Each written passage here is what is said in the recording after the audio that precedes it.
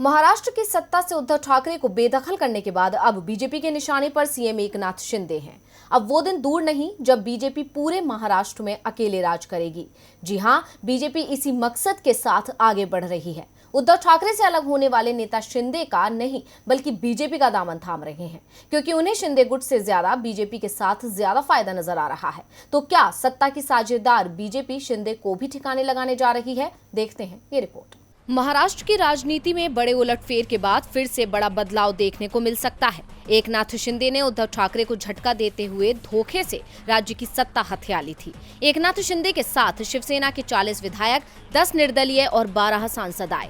इसके अलावा शिवसेना के कई पदाधिकारी भी शिंदे गुट में शामिल हुए। शिवसेना छोड़ने का सिलसिला अब भी जारी है। हालांकि अब इसमें एक नया ट्विस्ट आ गया है। उद्धव का साथ छोड़ने वाले ज्यादातर नेता बेझिझक शिंदे गुट का दामन थाम रहे थे, लेकिन अब उन्हें भारतीय जनता पार्टी से भी कोई परहेज नहीं है। बीजेपी भी उनका खुले दिल से स्वागत कर रही है। हालांकि बीजेपी के इस कदम से शिंदे गुट के कई नेता नाराज हैं। हम बात कर रहे हैं अमरावती जिले के शिवसेना के उद्धव ठाकरे धड़े के मौजूदा जिलाध्यक्ष राजेश वानखेड़े की, जिन्होंने गुरुवार को बीजेपी का दामन थाम लिया। उनके साथ अमरावती जिला परिषद के सदस्य, पंचायत समिति के सदस्य और कुछ पूर्व नगर सेवक बीजेपी के प्रदेश अध्यक्ष चंद्रशेखर बावनकुले की मौजूदगी में बीजेपी में शामिल हो गए।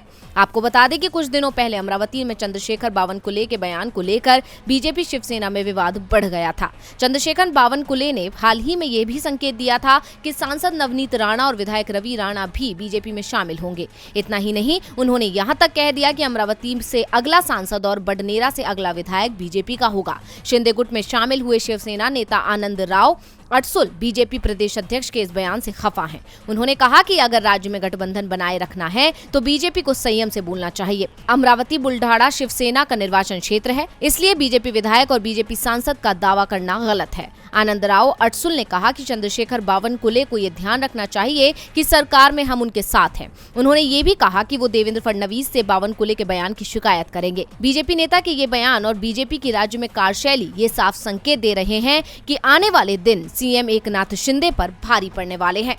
डीवी लाइव की रिपोर्ट।